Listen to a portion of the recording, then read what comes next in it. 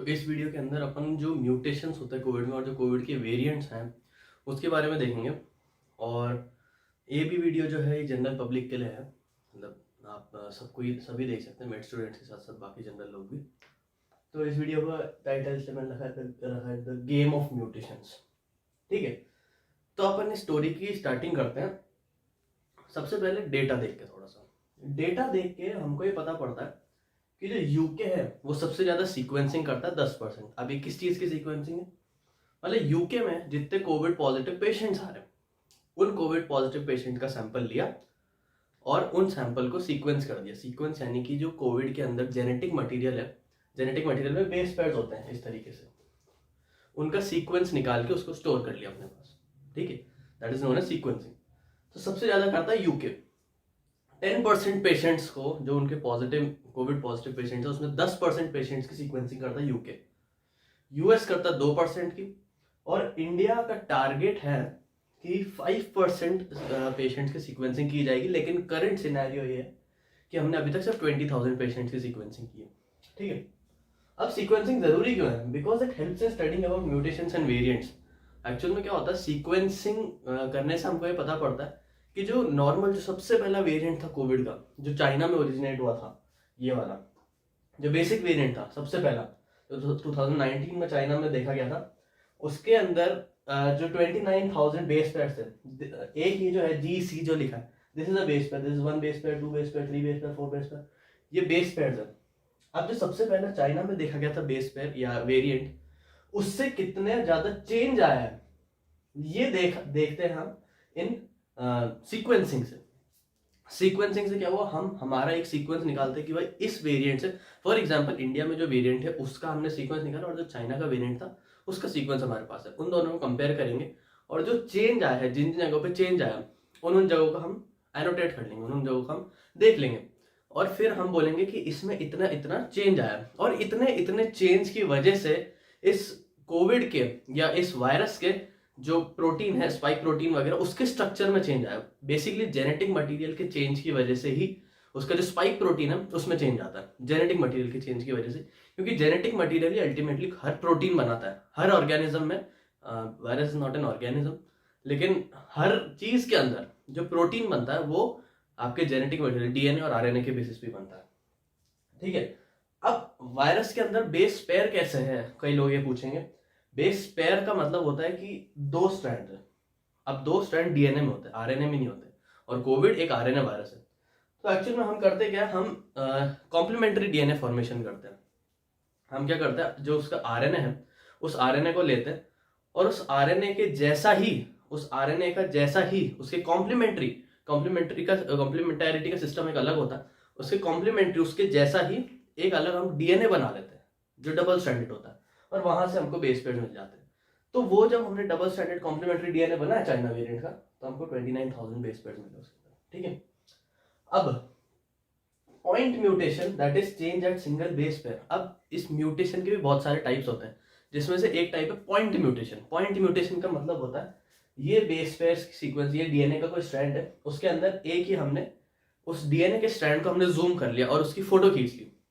उसकी फोटो खींचने पे जो फ्रेम आया उसका हमने कहा रीडिंग फ्रेम, और उस रीडिंग फ्रेम में ये एक रीडिंग फ्रेम हो गया। अब इसके अंदर बेस पेयर है। अब एक बेस पेयर यानी कि जीसी वाला बेस पेयर कोई सा भी हो सकता है, जीसी, सीजी, एटी वगैरह कोई सा भी हो सकता है। इस जीसी के बेस पेयर में, जी और सी के जो बेस पेयर है, इसके अंदर कोई चेंज आ जाता है, इसके अंदर कोई चेंज आ जाता है। ठीक है, एक सिंगल पॉइंट में, डीएनए के एक सिंगल पॉइंट में कोई चेंज आ जाता है, that is known as a point mutation. Point mutation, and it might lead to change in complete protein sequence.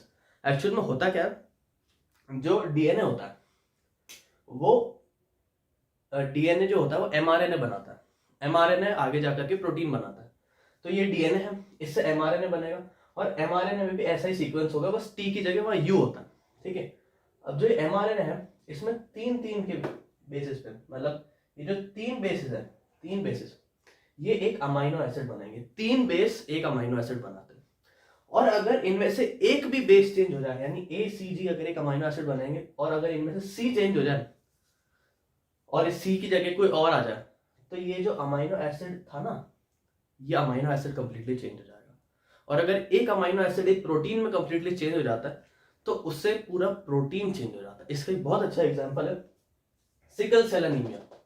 Sickle cell anaemia में क्या होता है, इसमें जैसे GAG टू GOG का कन्वर्जन होता है। GAG टू GOG का मतलब इसका जो mRNA है, हमारा जो mRNA है उसके अंदर क्या होता है, जो mRNA कोड करता है आपके हीमोग्लोबिन के लिए, वो जो mRNA है उसके अंदर GAG नॉर्मल सीक्वेंस होता है और वो GAG में बस एक चेंज होता है, एक ही जगह U आ जाता है और वो GAG से GUG बन जाता है। और इससे क्या होता है, इससे GAG आपका बना रहा था ग्लूटामिक एसिड और GUG आपका बनाने लग गया वैलीन। तो glutamic acid will be replaced by valine और इसकी वजह से क्या होता है, इसकी वजह से जो आपका आरबीसी का शेप सर्कुलर और बाइकॉन्केव होना चाहिए था, सर्कुलर गोल शेप होना चाहिए था, वो कन्वर्ट हो जाता है सिकल शेप में, ऐसे शेप में। इतना बड़ा चेंज कर सकता है सिर्फ एक म्यूटेशन, एक पॉइंट म्यूटेशन। इसलिए ये पॉइंट म्यूटेशन, ठीक है, एक जगह पे चेंज हुआ इसलिए पॉइंट म्यूटेशन। अब क्योंकि ये जो म्यूटेशन है ये रिक्वायर्ड नहीं था और अपने आप हुआ है, तो इसलिए इसको कहते हैं स्पॉन्टेनियस म्यूटेशन एंड मिससेंस म्यूटेशन, ठीक है। अब ये जो हुआ, ये तो मैंने आपको एग्जांपल दिया सिकल सेल एनीमिया का, ये जो हुआ ऐसा ही एक पूरा सीक्वेंस चलता है कोविड के अंदर। और कोविड में जो उसका mRNA है, उसका जो mRNA उसका जो RNA है उसके अंदर बहुत सारे म्यूटेशंस होते हैं, क्योंकि जो सिंगल स्ट्रैंडेड स्ट्रक्चर्स होते हैं ना उसके अंदर बहुत जल्दी म्यूटेशन आता है और उसके अंदर म्यूटेशन आने की वजह से बहुत सारे म्यूटेंट्स बन जाएंगे। और बहुत सारे म्यूटेशंस इकट्ठा होने से, अगर बहुत सारे म्यूटेशंस इकट्ठा हो जाते हैं और एक सिग्निफिकेंट चेंज करते हैं किसी भी चीज के अंदर, then it is known as a variant. अगर बहुत सारे म्यूटेशन इकट्ठा हुए और एक सिग्निफिकेंट चेंज हुआ then it will be known as a variant, ठीक है। तो न्यू म्यूटेशंस आए। अब जो न्यू म्यूटेशंस है उसके हमने बहुत सारे नाम रखे, जैसे UK variant, Brazil variant kind of.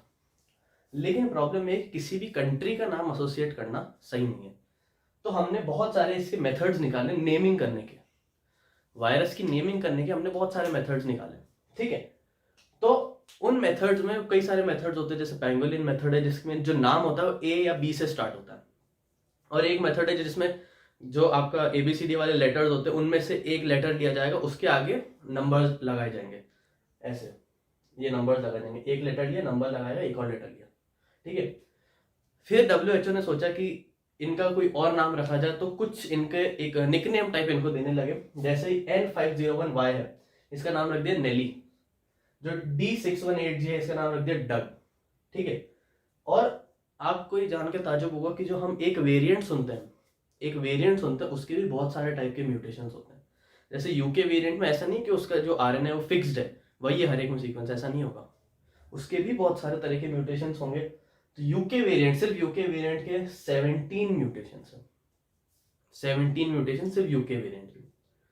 अब पॉइंट ये आता है कि हम ये सब जान क्यों रहे हैं, हमको क्या फायदा होगा इससे, मतलब साइंटिस्ट ये सब क्यों जानना चाहते हैं। एक्चुअल में इसको जानने से हमको नए म्यूटेंट्स के बारे में, नए वेरिएंट्स के बारे में पता पड़ेगा, और नए वेरिएंट्स के बारे में पता पड़ने से हमको उनके स्प्रेडिंग रेट के बारे में पता पड़ेगा, कितनी तेज स्प्रेड करेगा, और उस हिसाब से हम हमारी वैक्सीन भी बनाएंगे। अगर स्पाइक प्रोटीन का स्ट्रक्चर चेंज होता है तो वैक्सीन भी अलग होगी, सेम वैक्सीन काम नहीं करेगी अगर एकदम बदल जाता स्पाइक प्रोटीन का स्ट्रक्चर। तो इसलिए वैक्सीन्स को चेंज करने के लिए, वैक्सीन्स किस टाइप से बनानी, उसका बेसिस डिसाइड करने के लिए, हमारा ट्रीटमेंट का प्रोसीजर क्या होना चाहिए डिसाइड करने के लिए, इन सब के लिए हमको स्टडी करना जरूरी है।